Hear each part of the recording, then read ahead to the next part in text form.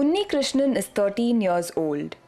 He has a severe neurological problem and can hardly communicate. His father is an auto driver and the family struggles to make ends meet. Unni Krishnan's mother, Prema's life revolves around the needs of her two children. ആ സമയത്ത് അവർ പറയുന്നത് വെള്ളമൊക്കെ കിണറിൻ്റെ വെള്ളമൊക്കെ ഇങ്ങനെ പൊടി പാറിയിട്ട് വെള്ളമൊക്കെ കുടിച്ചിട്ടുണ്ടോ അപ്പോൾ എന്താണെങ്കിലും ഇത് വരുന്നിട്ടുണ്ടാകുമെന്ന് അവർ പറയുന്നത് സിസ്റ്റർമാർ. നമുക്കൊന്നും അറിയില്ല. ഈ 9 മാസത്തിലാണ് അവന് ഇങ്ങനെ ഒരു പനി വന്നിട്ട് ഒരു പേടിച്ച പോലെ. അത്രയേ ഉള്ളൂ. അത്രേ നമുക്ക് അറിയൂ. നമുക്ക് ആ സമയത്ത് പക്ഷേ ഇപ്പോൾ അപസ്മരത്തിൻ്റെ ഉണ്ട്. More than 1,000 families in Kasargod have the same fate, with at least one member of the family suffering from physical and neurological deformity, vision problems and several other ailments. A highly toxic pesticide called Endosulfan is the culprit behind the suffering of thousands of victims, whose only fault was that they stayed dangerously close to the cashew plantations owned by the Plantation Corporation of Kerala. The pesticide was aerially sprayed from a helicopter thrice a year for 25 years. The pesticide, which was used to contain the infestation of a bug called tea mosquito, resulted in the death of several animals within months of its use. The chemical also had horrifying effects on humans, with children being born with physical and neurological deformities. Sohail is yet another victim of the endosulfan poisoning. He was found to have motor disabilities and he underwent 2 operations at the age of 1 and 2 for the same. Unfortunately, the operations only made his condition worse. Sohail, who is now 16, has never been able to walk since then. He also suffers from neurological problems and cannot communicate normally.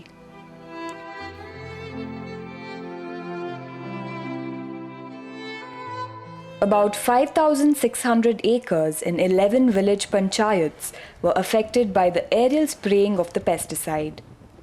The use of endosulfan in Kasargod was banned in the year 2001.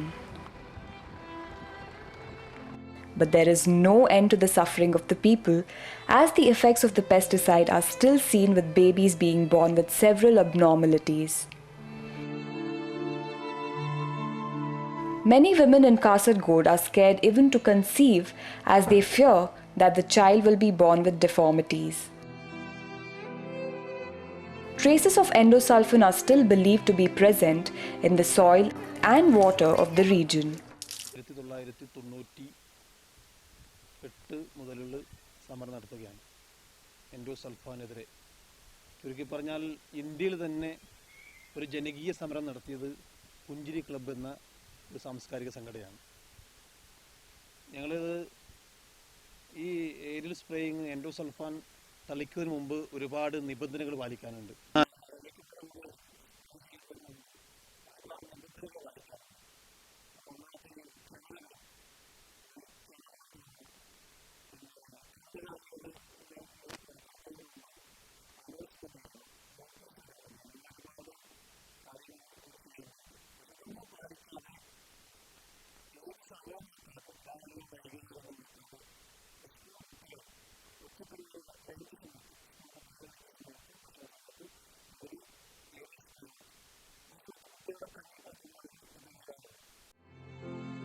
Many drinking water catchment areas could not be covered during the spraying of endosulfan, which resulted in high toxic contamination.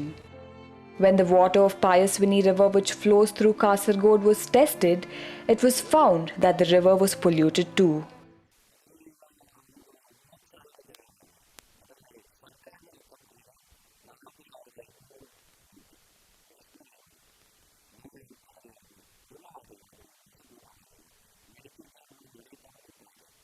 Efforts are being made to help the victims of endosulfan poisoning. At the Tanal Bud Special School, Muliyar, vocational training is provided to children suffering from various problems because of endosulfan poisoning.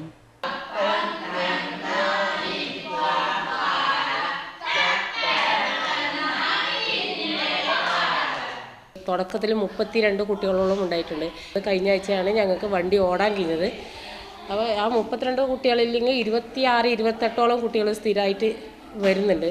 നാട്ടിൽ നിന്ന് collection ആക്കിയിട്ട് ആ പൈസ കൊണ്ട് ഞങ്ങൾ ഇതുവരെ കൊണ്ടുപോയി ജില്ലാ പഞ്ചായത്തിൻ്റെയും ബ്ലോക്ക് പഞ്ചായത്തിൻ്റെ എല്ലാം ഫണ്ട് കൂടി 2 ലക്ഷം രൂപ നമുക്ക് അനുവദിച്ച് കിട്ടിയിട്ടുണ്ടായി. സർക്കാർ ഞങ്ങൾക്ക് അനുമതി തന്നിട്ടുണ്ട്. It has been many years since endosulfan has been banned, but the suffering of the victims continues.